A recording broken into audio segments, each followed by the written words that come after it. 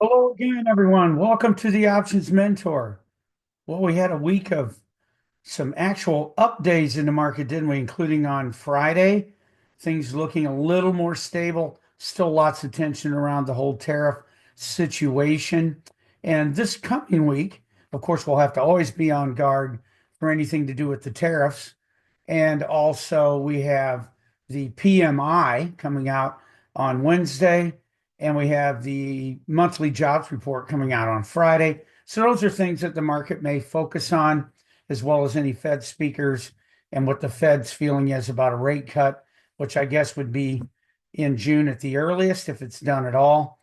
So far, the Fed seems to be reticent to cut rates, but inflation is going down, which had been one of their that was actually, I believe, their main thing they were looking at to decide whether to cut rates or not. Inflation's down. They still seem to be reticent. So we'll see what happens between now and then. And the market, of course, will be focused on that and anything to do with maybe putting the tariffs off or more likely agreements that come between different countries in the U.S. on trade. So let's get started here and look at the VIX. We can see it drop precipitously this week. In fact, now the VIX is under 25. So it's gone down a lot. Volatility heading closer back to normal. Still wouldn't call it normal.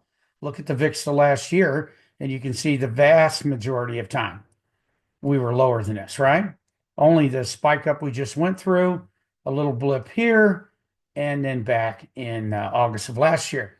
So we're headed closer to normalcy, closer to that 20 and under area, perhaps, if we can keep that ball rolling with stability in the markets. As always, I do this on Sunday. We'll have to see how things open up Sunday night and then Monday to see what news over the weekend may have affected the market to make this VIX maybe drop even further or go back up. Now, this week, I'm going to do something a little different. Not different in the trade style, that's going to remain the same. But I'm going to show you how to do a trade that may very well be appropriate for this week.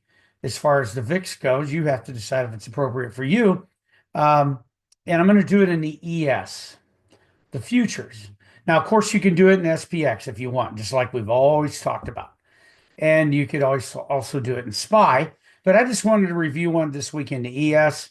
The ES, of course, is the future. It's the E-mini. It's not the smallest one, but it's still half the size of what the SPX is as far as dollar value. It's extremely liquid. It trades 22 and a half hours a day, starting Sunday night at 5 o'clock Central, on through to, I believe it's 4 o'clock Central on Fridays. There's a little accounting period in there, hour and a half a day. But other than that, it's open. Now, it does have different liquidity along the way. A lot of times when it first opens, it's not as liquid. But if you get 2, 3 hours in, it's pretty liquid. And anytime like overnight US, you should be fine. Very liquid. I've done a lot of trades at 3 and 4 in the morning whenever I get up to go do my workout. And the market's plenty liquid in the ES. So we're going to talk about the double diagonal. So the double diagonal is a trade we used a lot when the VIX was lower. I do like it generally. Remember, I said generally, anywhere from 15 to 25 on the VIX. We're a little under that there. Could you do it here? I think if the VIX is under 25, I think you could do it. Yes. If, of course, that's assuming you know it and you're well versed. By the way, I always encourage folks to paper traded strategy before you ever do it live with real money. Make sure it's right for you. Make sure you understand it. But here in front of you is an ES double diagonal, and the ES closed at 55.50 essentially here on Friday. See over here. And I'm going to make this even bigger for you. So it closed there, and let me look at this. I can make this pretty darn wide. In fact, so wide we can't hardly contain it in the picture here, but at least you get a sense of it. And what I did here is I went up 90 from where we were trading, 55.50, remember? So I went to 56.40, and I bought the long call for our double diagonal, or I modeled that. And then I went 10 points higher. The fives aren't available anytime, and that can happen in SPX also. Usually I like to make my call diagonal side 5 points wide and my put diagonal side 10 points wide, it tends to give you a little bit better look on the downside. But sometimes in the SPX, that 5 strike's not available. Perfectly fine. Just do a 10 in that case. And the same thing with the puts here. I do those 10 wide, and we could do that. So we went up 90, bought the 56.40, had to sell 10 points higher, 56.50.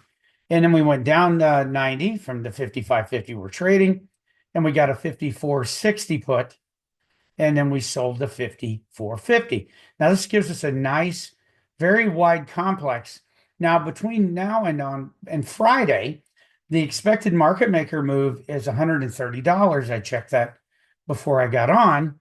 And so if you wanted to use that as a rough parameter of maybe the larger end of a move, and so if we went up 130, you'd be up in here. You wouldn't be even like where you had to repair it or adjust it. You'd still be well inside your graph right here.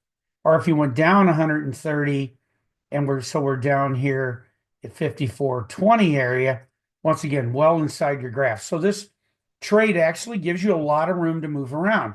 And remember, what we want to do is try to get around 10% or so. Sometimes I take a little less of whatever the trade costs us. Now, I modeled this before, and it did cost $1,850 is what it said it would cost to take out of my account to put this trade on. Futures are a little different. They have that span margin, so it's not as straightforward as just the debit like it is in the SPX. Remember, when you put this on an SPX, the debit is the most you could lose, and it's what the trade costs you. But when you put it on over here, you have this margin because futures are just set up differently. This trade would cost you $1,800 to put on. And then, so what I'd like to do if I could is what? Maybe make $180, maybe even 150, take it off a little early. Well, if we do that and we just go on time decay, let's go to Friday. So by Friday, just on time decay, you should be able to get there. Now, remember, this trade is volatility sensitive. Of course, it's long Vega. So if volatility goes up, generally that's good for you. If it goes down, generally that's bad for you. So just keep that in mind. That affects your P&L, how volatility is fluctuating day to day. So you may well be out of this trade before Friday, or it could take longer. Of course, depending on if volatility dropped a lot, that would kind of devalue it a bit. Doesn't mean it wouldn't work, but you could still do it. Or if we had some really big moves, you had to adjust it or something, of course, you might not be out by Friday at, $150, $200 profit.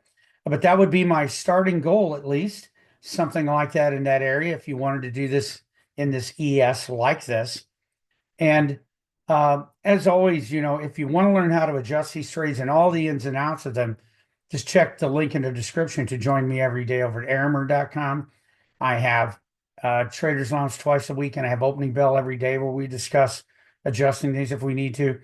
Plus, I have a lot of courses you can take and one-on-one mentoring. You can email me directly at theoptionsmentorspx at gmail.com if you want that. And I also have my trade alert service. We're now, I believe, 16 of 18 for the year. Only 2 losing trades.